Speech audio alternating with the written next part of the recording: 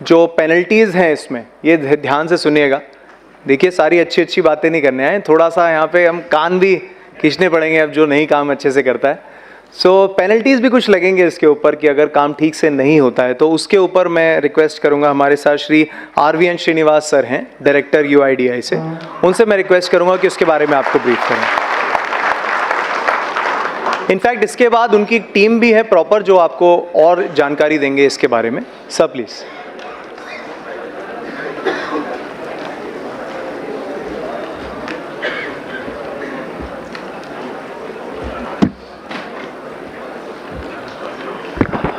Good afternoon. Lunch के पहले ये बहुत टिपिकल समय है, जो नींद आती है, भूख लगती है, सुनने में कोई दिक्कत होती है, इसलिए हमने सोच पोच के पेनल्टीज़ की सेशन लगी हुई है अभी, क्योंकि जो भी नींद होते हैं ना वो उड़ जाती है एकदम। अभी तक रौटेला साहब और हमारा राकेश सिन्हा साहब बहुत अच्छी चीज़ बताया, और अभी मैं ये बोलना चाहता हूँ, there are two things I would like to flag.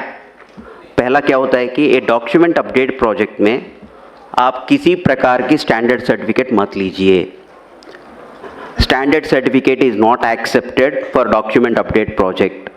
ये डॉक्यूमेंट अपडेट प्रोजेक्ट हम इसीलिए कर रहे हैं कि जिसका पुरानी डॉक्यूमेंट्स हमारे पास नहीं है, अगर वहाँ भी हम स्टैंडर्ड सर्टिफिकेट अप्रूव करेंगे तो गलत बात है, उसका पर्यवसान बहुत कठिन होता है। तो इसीलिए कोई भी डॉक्यूमेंट अपडेट प्रोजेक्ट में आप स्टैंडर्ड सर्टिफिकेट मत लीजिए, पॉइंट नंबर 1। पॉइंट नंबर 2, अभी UIDAI हेडक्वार्टर्स ने बहुत सारा प्रेजेंटेशंस बन चुके हैं आपके लिए, सारी ट्रेनर्स के लिए, सारी ऑपरेटर्स के लिए। उसमें 8 प्रेजेंटेशंस है, उसमें 2 प्रेजेंटेशंस ऑलरेडी सिन्हा जी और रौटेला जी कवर कर लिया है। फर्स्ट प्रेजेंटेशन है एनरोलमेंट ऑपरेटर, मतलब एक एनरोलमेंट ऑपरेटर किस तरह के एनरोलमेंट करना है, उसमें क्या क्या देखना पड़ती है। लोग क्या होते हैं ना, छोटे मोटे गलती है सर इसमें, क्या गलती, वो छोटे मोटे गलती आपके लिए हो सकता है अगर, मगर वो छोटे मोटे गलती हमारे लिए बहुत बड़ा बन सकती है। उसके ऊपर आप सब लोग कभी कभी बोलते हैं सर हमारा सस्पेंशन हो गया है, DOE 1 में हो गया है, DOE 2 में हो गया है, बायोमेट्रिक एरर में हो गया। आपको ये सब पता होना चाहिए आपका गलती कितना छोटा है और कितना बड़ा है, इसके ऊपर एक प्रेजेंटेशन है। सेकंड थिंग, कुछ लोग पूछ रहे हैं कि सर नाम में चेंज करने पर भी रिजेक्ट हो रहा है। अगर मेरा नाम श्रीनिवास है, मैं अजय कुमार बनना चाहता हूँ, ये गलत बात है। वो अजय कुमार बन के क्या कर रहा है आपको मालूम है? वो किसी दूसरे के प्रॉपर्टी को भी लेके जा रहा है। ये ऐसा स्थिति है ग्राउंड पे, इसीलिए आप जो भी नाम चेंज कर रहे हैं, मतलब श्रीनिवास से कोई दूसरा नाम, कोई दूसरा नाम से तीसरा नाम, ऐसा हो रहा है कि सोचो उस आदमी को सही डॉक्यूमेंट लेके आ रहे हैं कि नहीं आ रहे, वो सब सोच लो, उसका पर्यवसान बहुत कठिन होता है। दूसरा ये है कि इसीलिए हमने एक स्टैंडर्ड ऑपरेटिंग प्रोसीजर निकाला है। नाम कितने बार कर सकते हैं, डेट ऑफ बर्थ कितने बार कर सकते हैं, जेंडर कितने बार कर सकते हैं। अगर इसके पर भी किसी का डेट ऑफ बर्थ बार बार चेंज होता है क्या? मगर कोई आदमी आ रहा है, इसका मतलब क्या है? हम तो वो सोचना पड़ेगा ना। फ्रॉड भी हो सकता है, कभी हमने भी गलती कर लिया होगा ना, आंख बंद करके टकाटक मार लिया हो तो गलत हो गया होगा। देखो जो आदमी आ रहे हैं उनका गलती है या हमारा गलती है, ये भी देखो थोड़ा, उनका प्रॉब्लम क्या है वो एसेस करने के लिए कोशिश करिए। सेकेंड थिंग इज, इसके साथ हमारा QC में बहुत सारा रिजेक्शन होता है। आप ये समझते होगी जो हम डॉक्यूमेंट यहाँ से अपलोड करेंगे वहाँ कोई देखने वाला नहीं है, हमको क्या फ़र्क पड़ने वाला, वैसा कुछ नहीं होता है। आप यहाँ से जो भी कागज़ भेजते हैं नीचे पैकेट के साथ, वो सारी बैकग्राउंड में वेरिफिकेशन होता है। मैं आपको बोलता हूँ, मानने न मानो आपका बात है, डॉक्यूमेंट होता है, डॉक्यूमेंट को इस तरफ आगे साइड उनका प्रूफ ऑफ आइडेंटिटी होता है, फ़ोन पे बात करते रहे या कोई दूसरे बात करते रहो, उल्टा करके स्कैन करते हैं। मेरे को क्या आता है, वाइट पेपर आता है, ये DOE 1 है, क्योंकि जहाँ पे प्रूफ ऑफ आइडेंटिटी अपलोड करना था आपने सफ़ेद कागज अपलोड किया। ये तो एकदम फ्रॉड है, वो आप गलती से भी कर लिया होगा मगर it has a long lasting effect. दूसरा क्या होता है ना, किसी ने POA डॉक्यूमेंट दोनों दिया था आपको, एक के बाद एक स्कैन करना था, वो भी फ़ोन पे लगे हुए हैं, दोनों डॉक्यूमेंट लिया, स्कैनिंग वैसा हुआ कि पहला डॉक्यूमेंट आधा स्कैन हो गया, दूसरा डॉक्यूमेंट आधा स्कैन हो गया, आप जान ही नहीं देते हैं। वो गलत बात है। तीसरी बात यह है कि ये देखो मेरा 10 उंगलियां है यहाँ पे, ये दोनों में बायोमेट्रिक्स नहीं आ रहा है, मगर आप इसको कुछ लोग ऐसा समझते हैं कि हाँ ये एक्सेप्शन है, हम 8 उंगली को ले लेंगे बायोमेट्रिक और इसको एक्सेप्शन मानते। ये गलत है, बहुत बड़ा गलत है।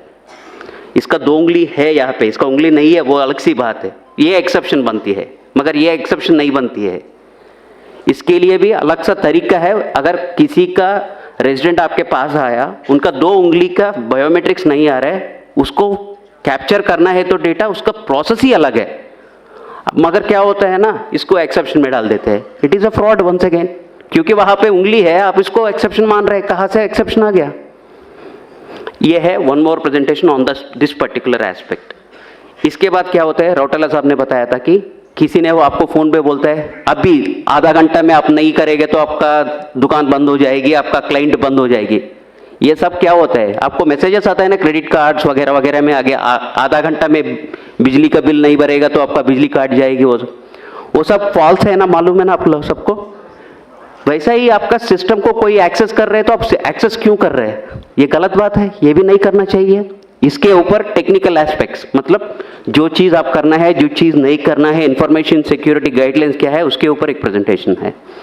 इन एडिशन टू दैट, जो नीचे ग्राउंड पे लोग होता है ना, कभी कभी क्या होता है ना, आपको लगता है ये बहुत ट्रिवियल है, इंटरनेट केबल उस दिन ठीक से नहीं लगाया होगा, बोलते हैं आधार वाले ने आज सर्वर चालू नहीं किया, मेरे को सिस्टम नहीं ऑनलाइन हो रहा है।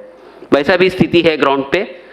छोटे मोटे चीज़ होता है, कभी कभी आपका सिस्टम को रीस्टार्ट करना पड़ता है, एक सर्विस को रीस्टार्ट करना पड़ता है, वो कुछ भी नहीं करते, बोलते हैं आज आधार का सर्वर काम नहीं कर रहे, वो गलत बात है। ये छोटे मोटे, बहुत छोटे मोटे चीज़ है जो हम मोबाइल सब लोग यूज़ करते हैं, अगर कुछ हैंग हो गया तो रीस्टार्ट करेंगे तो काम करते हैं। वैसा कुछ चीज़ें हैं जहाँ पे आपको ध्यान दे के जो आपको 5-10 मिनट में प्रॉब्लम सॉल्व कर सकते हैं। मगर क्या होता है ना, लोग सोचते हैं कि ये गलत हो गया कुछ, आज सिस्टम नहीं चल रहा है, ये भी गलत है। इसके ऊपर एक प्रेजेंटेशन है, टेक्निकल एस्पेक्ट्स, मतलब आपकी क्लाइंट को कैसा देखना है, उसमें छोटा मोटा प्रॉब्लम्स आ गया तो कैसा करना है। तीसरा प्रेजेंटेशन ये है कि आपको हर दिन जीपीएस आपको सिंक करना होता है, मगर क्या होता है ना, कभी कभी जल्दीबाजी में आप जीपीएस कनेक्ट करने के टाइम पे उसका जो समय देना है 30 सेकंड या 15 सेकंड का टाइम देना है, आप नहीं देते हैं। आपका लैटिट्यूड लॉन्गिट्यूड आता है 00 00 लैटिट्यूड लॉन्गिट्यूड कहाँ पे है, इक्वेटर पे है, वो इंडिया में है क्या। जो उस दिन आपने मान लो 300 पैकेट्स कर लिया, 200 पैकेट्स कर लिया, सब खराब हो गया, क्योंकि ये इंडिया में नहीं हुआ है। हमको ये मानता है कि हमारा इंडिया का लैटिट्यूड लॉन्गिट्यूड आएगा तो हम प्रोसेस करेंगे, मगर आप 00 लैटिट्यूड लॉन्गिट्यूड ले ले या कोई दूसरे जगह का लैटिट्यूड लॉन्गिट्यूड, ये सब क्या होता है ना, जल्दबाज में होता है। ऐसा काम बंद करिए। थोड़ा सा 2-3 मिनट का आप टाइम दे दिया तो, सब लोग ऐसा नहीं कर रहे, 1% 2% ही लोग करते हैं वैसा, वो भी जानबूझ के नहीं करते हैं। जहाँ पे टेक्निकल एस्पेक्ट्स पे ध्यान देना है वो नहीं देगा तो ये सब छोटा मोटा एरर्स होता है। ये आपके लिए भी कष्ट है, जो आपके पास काम करने के लिए आया था उसका भी कष्ट है। ये बोलेगा अगर इसके शॉप में जाएंगे तो कभी भी मेरा आधार नहीं आता है, ये भी फैला जाता है तो आपके पास कोई भी नहीं आता है। देखो छोटा सा चीज कितना महंगाई पड़ जाएगी। Now coming back to our original presentation, मैंने इतना सारा बोल दिया, मैंने DOE1 एरर, नाम क्यों नहीं चेंज करना है, जेंडर क्यों नहीं चेंज करना है। कभी कभी क्या होता है ना, आपको मालूम है उसने गलत डॉक्यूमेंट लाया हुआ है, वो बोलता है जबरदस्ती करता है आपके ऊपर, ये डॉक्यूमेंट अपलोड करो, आप करते हैं, मगर अगर वो आदमी सही नहीं है तो उसका क्या होता है, उसका रिपरकशन ज़्यादा होता है, आपको देखना पड़ेगा इसको, देख कैसा होगा। उस स्थिति में क्या क्या कंप्लेन, अगर जानबूझ के किया या आपने जबरदस्ती में किया, अगर कहीं वैसा गलती काम हो गया तो व्हाट इज द रिपरकशंस, मतलब आपके ऊपर क्या क्या पड़ सकता है। ये डराने के बात नहीं है, आपको ये सब मालूम होना चाहिए। शायद अभी तक आपको किसी ने बताया नहीं होगा, इसलिए हम बता रहे हैं। हमारा ये उद्देश्य है कि आप सबको ट्रेनिंग होना चाहिए, ये ट्रेनिंग के पार्ट है, या किसी को डराने का या घबराने का बात नहीं है, वैसा मत सोचिए। अगर आप आधार सिस्टम में काम कर रहे हैं, 3 acts are applicable. First is Aadhaar act, second is IPC Indian penal code, third is information technology act. ये तीनों एक्ट के ऊपर एफआईआर डाल सकते हैं अगर गलती बहुत बड़ा है तो। ये किस तरफ का गलती हो सकते हैं? पहला वाले अनऑथराइज्ड ऑपरेटर, अगर किसी सेंटर पे, आधार सेंटर पे आपका बॉस बाहर जाते हुए आपको गम्मी फिंगर दे के जाते हैं, वो यूज़ करते पकड़े गए तो section 36 and 42 of Aadhaar act, section 66 of IT act, section 419, 420, 468, 471 आईपीसीआर चालू हो सकता है। ये इसके कुल मिला के 14 साल हो सकता है। तो ये ऐसा कभी सोचना मत, मतलब अगर किसी ने भी आपको बोलेगा अरे यार मैं भाई 1 घंटा के लिए बाहर रहा हूँ, ये गम्मी फिंगर ले लो, काम करो, मना कर लो, बिल्कुल मना कर लो। वैसा काम बिल्कुल ही नहीं करना है, सोचना भी नहीं है। आपको कभी कभी क्या होता है ना, आपको सीएससी सेंटर होता है कई सेंटर पे, उस दिन घर में कुछ शादी है, कुछ काम है, क्या करते हैं, हाँ यार सिस्टम लेके घर में करेंगे, क्या फ़र्क पड़ेगा। हमको सब पता चलता है आपका सिस्टम कहाँ होना है। आप सुबह सुबह जीपीएस सिंक करते हैं ना, तब मेरे को पता चलता है आपका सिस्टम कहाँ पे है। वो सिस्टम से मैं सोचता हूँ ये यहाँ पे है या कहीं दूसरा जगह काम कर रहे हैं। मतलब जहाँ पे आप काम करना चाहिए वही काम करना है। अगर सिस्टम लेके घर में करो या राजस्थान ऑपरेटर जाके दिल्ली में काम करो, दिल्ली वाले जाके जम्मू कश्मीर का काम करो, वैसा नहीं करना चाहिए। अगर उस तरह का काम करेगा तो फिर से उसके ऊपर ये सारी सेक्शंस चालू हो सकता है। ये सब मत करना है। Next one is ECMP client operator compromised. ये देखो अभी बोल रहा हूँ मैं, आप किसी को आपका रिमोट डेस्क दे दिया, आपने आपका सिस्टम को कॉपी कर लिया, इसमें आपको कोई दोष नहीं है, गलती नहीं है, मगर क्या हो गया, आप उसका पार्टी बन गया। आप वो सिस्टम का, आपका सिस्टम्स डिटेल्स लेके कहीं दूसरे जगह सिस्टम चल रहा है, उसको जवाब कौन देने पड़ेगा? आप लोगों को ही देना पड़ेगा। किसने बोला आपको देने को? आपने उस समय क्यों नहीं सोचा था ये सिस्टम देना है, ये सही आदमी है, गलत आदमी है, कौन है, सोचना पड़ेगा ना उस वक्त। वो भी नहीं करेगा तो भी उसके ऊपर भी इतना सारा सेक्शंस लागू हो जाएगा। अगर आपके पास बहुत लोग आते हैं, किसी ने, मैं आपके पास आया था, मैं अपना POA डॉक्यूमेंट्स आपको दिया था, आपने मेरा आधार पैकेट बनवाया था। अगर आप उस समय एक एक्स्ट्रा जेरोक्स कॉपी निकला या किसी को आपकी पास जो भी रेजिडेंट्स आ रहे हैं उसका आइडेंटिटी इंफॉर्मेशन किसी दूसरे के साथ शेयर कर लिया, वो बहुत बड़ा गलत है। वैसा मत करिए। Section 37 of Aadhaar act is applicable in such case.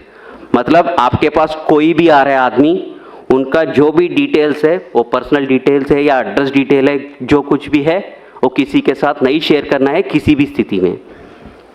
वो आरओ पूछेगा, आरओ को बोलना पड़ेगा। इसके मतलब नहीं है आरओ को नहीं बोलेंगे, नहीं, जब इंक्वायरी आएगा आरओ को बोलना ही पड़ेगा।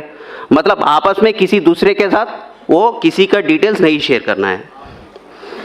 अभी तक सर ने बताया कि फ़ोन करेंगे हम, अगर 5 लोग बोलेगा कि हाँ ये ज़्यादा चार्ज कर रहे हैं, हाँ हो जाएगा, डिसएसोसिएशन हो जाएगा, सस्पेंशन हो जाएगा, फिनेंशियल पेनल्टीज लग जाएगी। ये सब क्यों करना है? जब आपको सरकार ने नोटिफाई किया था इतना ही पैसा लेना है, उतना ही पैसा ले लीजिए ना। अगर 1 भी रुपये ज़्यादा ले लिया उसके पर्यवसान के ऊपर, ये देखो section 42 of the Aadhaar act will be applicable on that. ये सब सेक्शंस, इसका सजा वगैरह वगैरह सब आपकी आधार का जो किताब है ना, छोटा किताब है ना, उसमें सारी इसका इंफॉर्मेशन मिला है। ये देखो, appropriating the identity of an Aadhaar number holder by changing or attempting to change the demographic or biometric information of an Aadhaar number holder। ये मैं वो ही बोल रहा हूँ, किसी दूसरे का आधार व्यक्ति का, मान लो मेरा नाम श्रीनिवास है, मेरा, आपको मालूम है मेरा नाम श्रीनिवास है, कोई मैं आके आपको बोला अरे यार मेरा नाम श्रीनिवास से कुमार राकेश सिन्हा कर लो, मैं कुछ काम करना है उसके नाम पे बोल के बोलेगा, तो आप उसमें पार्ट मत लेना। वो सारी वैसा ट्रांजैक्शंस को, सस्पिशियस ट्रांजैक्शंस है, उसको एंकरेज मत करो और से strong on such transactions and don't encourage such transactions. उसका बहुत बड़ा असर हो जाता है। दूसरा ये है कि pretending to be an agency unauthorised to collect identity information of a resident. आप सीएससी पहले था, अभी किसी के कारण से आपका डिसकंटिन्यूएशन हो गया है, आप लोगों को ये मत बताना कि हाँ अभी भी मैं आधार का ऑपरेटर हूँ, मैं काम कर सकता हूँ, आपका ये करवा सकता हूँ, वो करवा सकता हूँ बोल के मत बताना। अगर वो भी करेगा वो भी गलत है, उसका भी पेनल्टी 3 साल की है सज़ा है और 10,000 की पेनल्टी है। और दूसरा ये है कि intentionally transmitting information collected during enrolment authentication to unauthorised person. मतलब आप पहले भी वही बताया था, किसी के साथ आप इन्फॉर्मेशन शेयर करेगा तो 3 साल की सज़ा और 10,000 का पेनल्टी, कभी कभी 1 लाख की पेनल्टी भी हो सकता है कि कंपनी के ऊपर, अगर कंपनी इन्वॉल्व है तो उसमें। ये unauthorised access to central identity data repository, मतलब कोई दूसरा की तरफ से कंप्यूटर के साथ कोई सॉफ्टवेयर डुप्लीकेट सॉफ्टवेयर यूज़ करके जो भी करेगा वो सब ऑलरेडी एक्ट में इंक्लूडेड है। अगर कोई भी इसमें जानबूझ के या गलती से भी आप इसमें इन्वॉल्व हो गया तो इसका पर्यवसान बहुत अलग सा है। इसलिए अब जो भी इंटेंशनली और intentionally don't get involve in that activities. अगर जो भी टैंपरिंग ऑफ डेटा करना चाहते हैं, मतलब डेट ऑफ बर्थ मेरा है 2005, मैं आपको बोलता हूँ 2010 करवा लो भाई, अगर वो कुछ प्रोसेस में कुछ करना शुरू कर लिया, वो भी बड़ा imprisonment up to 10 years in such cases, वो वैसा मत करिए। Unauthorised use of identity information of an individual by requesting entity और ऑफलाइन वेरिफिकेशन। ये क्या है ना, कभी कभी सर ने सुबह बताया था ना, एक आइडेंटिटी कैसा पता होना चाहिए, QR कोड स्कैन करने से उनका आइडेंटिटी पता चलेगा। अब QR कोड स्कैन करके कोई दूसरे वाले को ये मत बताना इनका इन्फॉर्मेशन डिटेल्स क्या है, जिसका चाहिए वो करेगा, आपका नहीं है, जिम्मेदारी नहीं है वो। Failing to comply with requirements of the Aadhaar act, मतलब CSC के ऊपर आपके बहुत जिम्मेदारी है। आप CSC के लिए काम कर रहे हैं, मतलब इसके आपके ऊपर भी बहुत सारे जिम्मेदारियां हैं। आप अगर वो कंप्लाई ना करेगा तो उसके ऊपर भी पेनल्टीज होता है। In addition of all these things, कोई भी तरफ का एक्सप्लिसिटली नहीं डिफाइन किया हुआ है, कोई भी गलतियां है जिसमें एक्शन करना है उसका भी इम्प्रिजनमेंट पनिशमेंट है। ये आपको सबको पता होना चाहिए, क्योंकि इतना बड़ा प्रोजेक्ट कर रहा है, इसमें कष्ट भी होते हैं और हमारा इसके लाभ भी होते हैं। लाभ हम सबको मालूम है, कष्ट और नष्ट भी सबको मालूम होने से क्या होता है, हम ठीक से काम कर पाएंगे। जो हम सोचते हैं छोटे मोटे गलतियां हैं, वो छोटे मोटे नहीं होते हैं, उसका असर बहुत अलग सा होता है। अब तक तो मैं आधार एक्ट का पेनल्टीज बताया था, आधार एक्ट के साथ IPC पेनल्टीज भी चालू होता है कभी कभी। पनिशमेंट फॉर क्रिमिनल कॉन्स्पिरेसी, अगर किसी ने स्टैंडर्ड सर्टिफिकेट दुकानदार वाले से ये करके, हाँ वहाँ जाके स्टैंडर्ड सर्टिफिकेट लेके आइए आपका आधार अपडेट बन जाएगी बोलेगा, वैसा एंकरेज करेगा तो वो भी अलग सी बात है। whomsoever is party to criminal conspiracy to commit an offense punishable with death or rigorous imprisonment, कुछ भी हो सकता है। जब पढ़ लीजिए, अंग्रेजी पढ़ लीजिए, ये सब इंटरनेट में भी आपको मिलता है। आपको बस ध्यान देना है, अगर इसके ऊपर आप गलती करेंगे तो उसका पर्यवसान क्या होता है। Section 419 punishment for cheating by personation, अगर आप किसी का नाम लेके जाके आधार में अपना डिटेल्स अपडेट करके, मैं वही बोल रहा हूँ ना, मैं श्रीनिवास हूँ, राकेश कुमार सिन्हा बनना चाहता हूँ, वो चीटिंग है। अगर वो भी आप भी जानबूझ के या बिना जानबूझ के भी आप उसमें शामिल हो गया, उसका पर्यवसान सीरियस होता है। 420 ये सबको मालूम है, 420 का केस क्या होता है, गलती जो भी किस तरफ की भी गलती करेगा तो वो 420 में आता है। 467 फोर्जरी ऑफ वैल्यूएबल सिक्योरिटी, मतलब आप फोर्जरी करो या डॉक्यूमेंट को, कुछ लोग क्या कर रहे हैं कि जब आशीष हमारा QC मैनेजर वो यहाँ पे है, लंच के बाद वो एक QC के ऊपर कौन सी एरर्स होती है वो सब बताते हैं। वो आपके पास बर्थ सर्टिफिकेट लगे एक आदमी आता है, मगर बर्थ सर्टिफिकेट में डेट ऑफ बर्थ में व्हाइटनर लगा के डेट ऑफ बर्थ चेंज किया है, मतलब डॉक्यूमेंट इज टैम्पर्ड। उस डॉक्यूमेंट को एक्सेप्ट ही नहीं करना चाहिए था, मगर लोग देखते ही नहीं है, ध्यान नहीं देते हैं, वो स्कैन करके अपलोड करते हैं, वो DOE 1 में आते हैं। मतलब जो गलती कर रहे हैं उनके साथ आप उनको सहायता कर रहे हो, क्योंकि डॉक्यूमेंट में जब व्हाइटनर लगा के डेट ऑफ बर्थ और नाम चेंज किया हुआ है, आप उस डॉक्यूमेंट को क्यों एक्सेप्ट कर रहे हैं? एक्सेप्ट नहीं करना चाहिए था। ये भी 468 वही है, forgery, the intention of the forgery is for cheating, उसके लिए पनिशमेंट है। 471 यूजिंग ए जेन्युइन फोर्ज्ड डॉक्यूमेंट और इलेक्ट्रॉनिक रिकॉर्ड, मतलब आपको ये मालूम है ये जेन्युइन रिकॉर्ड नहीं है, फिर भी आप यूज कर रहे हैं इसको आधार जनरेट करने के लिए। सर ने बताया था ना सुबह 11% आपका रिजेक्शन हो रहा है, मतलब आप 10 लाख ट्रांजैक्शंस कर रहे हैं, उसमें 1,10,000 ट्रांजैक्शंस आर गेटिंग रिजेक्टेड, उसमें 9% of the documents are rejected for want of the proper documents, list of applicable documents. आप लिस्ट ऑफ एप्लीकेबल डॉक्यूमेंट्स से नहीं करते हो, कोई दूसरा डॉक्यूमेंट लेके करते हो, that is a serious offence. In addition to that, जो मैंने बोला था ना, वो white paper scanning, dual scanning of 2 papers एक साथ, जो टैम्पर्ड डॉक्यूमेंट, कभी कभी नाम में गेजेट नोटिफिकेशन भी एडिटिंग कर रहे हैं एडोब फोटोशॉप के साथ। अगर कोई भी आपके पास गेजेट नोटिफिकेशन लेके आ रहे हैं, आप देख लो वो सही है कि नहीं है, क्योंकि लोग उसके भी फोटोशॉपिंग करके आ रहे हैं। थोड़ा ध्यान से रहिए, वो बहुत बड़ा ये पंगा हो जाएगा। आप जो भी डॉक्यूमेंट, कोई भी प्रकार की डॉक्यूमेंट लेके आपके पास आ रहे हैं, specially name change, date of birth change, gender change का कोई भी आ रहा है, अगर वो कोई भी डॉक्यूमेंट लेके आ रहे हैं और उनका एक्सेप्शन हैंडलिंग प्रोसेस में आ रहे हैं, मतलब उनका इंटेंशन सही नहीं होगा। कभी कभी आप देख लीजिए उनका डॉक्यूमेंट सही है कि नहीं है। अगर आप संतुष्ट नहीं है तो आप सीधा सीधा बोल दीजिए कि सर ये डॉक्यूमेंट से मेरे दुकान में नहीं होगा, मेरे सेंटर में इसका अपडेट नहीं चलेगा। सीधा बताइए, कोई गलती नहीं है उसमें। मगर आप जहाँ आप फील होते हैं कि ये डॉक्यूमेंट करने से मेरे को कोई अच्छा नहीं लग रहा है, मेरे को कुछ डाउटफुल लग रहा है, सस्पिशियस लग रहा है, आप उससे दूर रहिए ना, उसमें इन्वॉल्व ही मत हो जाइए उसमें। नाउ, हमने अभी तक आधार एक्ट का कानून का सेक्शन सुन लिया, आईपीसी का सेक्शन सुन लिया, अभी है आईटी एक्ट। ये तीनों एक्ट एक ही साथ लागू होता है। अगर किसी ने गलती किसी प्रकार की भी कर लिया तो तीनों एक्ट एक ही साथ लागू हो सकता है।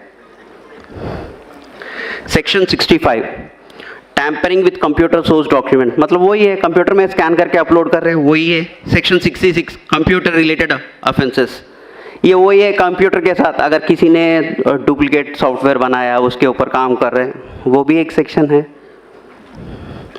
Punishment for sending offensive messages through communication service, आप कभी कभी देख लिया होगा व्हाट्सएप ग्रुप्स में या यूट्यूब वीडियोस में देखा होगा, आप मेरे को 500 रुपये दे दो और मैं आपका DO भी अपडेट करवा लेता हूँ, मैं आपका आधार कार्ड PVC कार्ड बनवा के दे देता हूँ। बहुत सारे वेबसाइट चलता रहते हैं, उसमें आप प्रमोट मत करिए। आप उस वैसा मैसेज कुछ भी आया आप RO को रिपोर्ट करिए, ये आपकी जिम्मेदारी है। वैसा कोई फेक वाला वेबसाइट या SMS या व्हाट्सएप टेक्स्ट मैसेज चक्कर मार रहे तो आपको जिम्मेदारी है RO को इन्फॉर्म करने के, क्योंकि वो इन्वेस्टिगेट करके उसके जो भी एक्शन लेना है वो करेगा। जब तक आप नहीं बताएगा तो, क्योंकि हमको भी सारी चीज़ें नहीं मालूम पड़ता है, आपका जिम्मेदारी भी है, हमको बताना है ऐसा काम चल रहा है सर, इसको थोड़ा देख लीजिए सर, ये डाउटफुल केस है। This is one more section. Another section is 66B, punishment for dishonestly receiving stolen computer और कम्युनिकेशन डिवाइस। अगर किसी ने आपको बोला है कि आधार किट, आपको मालूम है आधार किट जिम में मिलता है, अगर किसी ने आधार किट कहीं दूसरे जगह से लेके आपको बोल रहे कि ये 1 लाख का किट है, मैं आपको 10,000 में दूंगा, लेके काम कर लो, मत करो वैसा, वो भी इसमें पड़ सकता है। Section 66C, punishment for identity theft. मैं वही बोल रहा हूँ ना, श्रीनिवास बन गया अजय कुमार, वो तो अलग सी आइडेंटिटी थेफ्ट की बात है। वो मेरा आइडेंटिटी बदल रहा हूँ, किसी का आइडेंटिटी लेके किसी को दूसरे को दे रहा हूँ, कोई डेथ पर्सन का आइडेंटिटी लेके कोई दूसरे को दे रहा हूँ, ये सब थोड़ा देखना पड़ेगा। Punishment for cheating by impersonation using computer source, बस वही है, कोई कंप्यूटर का डॉक्यूमेंट लेके, कंप्यूटर के हिस्सा लेके हमने किसी का आइडेंटिटी चेंज करने का, बदलाव करने का कोशिश किया तो that is a very punishable, seriously punishable offence. बस इतना ही है। अब लंच के बाद I would like to introduce my team. Miss Kirti is there. She is the master trainer. She will be taking care of all the enrollment operations and the standard operating procedures and the exception handling processes after lunch. She will be handling it.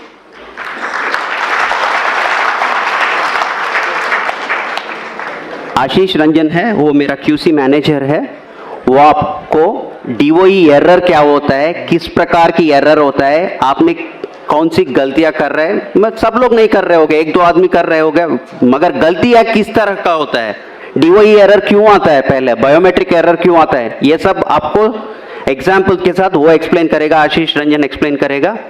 उसके बाद जो मैंने बताया था ना technical aspects, मतलब छोटे मोटे चीज़ें हैं कंप्यूटर का, वो भी नहीं देखते हैं बहुत लोग, वो देखने का क्या क्या देखना होता है, इंफॉर्मेशन सिक्योरिटी का क्या क्या देखना होता है, वो सब आपको मेरा TTNC टीम वहाँ पे धर्मेंद्र वगैरह है वो लोग बताएगा। आपका इसके साथ लिस्ट ऑफ अप्लीकेबल डॉक्यूमेंट, हम list of applicable documents time to time update करते हैं। इसको आप देखना पड़ेगा, इसके ऊपर आप नज़र रखना पड़ेगा। जो इस लिस्ट ऑफ एप्लीकेबल डॉक्यूमेंट्स है उसी को एक्सेप्ट करना है, कोई दूसरा डॉक्यूमेंट एक्सेप्ट नहीं करना है। मैं फिर से बोल रहा हूँ, डॉक्यूमेंट अपडेट प्रोजेक्ट में स्टैंडर्ड सर्टिफिकेट यूज़ मना है। सेकेंड थिंग, जो भी अपना नाम चेंज करने के लिए आता है, मतलब श्रीनिवास है, मेरा नाम श्रीनिवास कुमार करना है, कुमार ऐड करना है, लोग क्या करते हैं, लेके स्टैंडर्ड सर्टिफिकेट लेके आते हैं अपना नाम चेंज करने के, वो वाला डॉक्यूमेंट नहीं चलेगा। Standard certificate is not accepted for even minor correction in your name. आपका कोई डॉक्यूमेंट, आपका नाम सरकारी वाला जो भी डॉक्यूमेंट है वही लेके आना है। अगर आप स्टैंडर्ड सर्टिफिकेट से सारी चलेगा वो सोचेगा तो नहीं चलेगा। लंच के बाद जो भी क्वेश्चन एंड आंसर है लास्ट सेशन में वो सब है, वो सब आंसर करेगा। Thank you.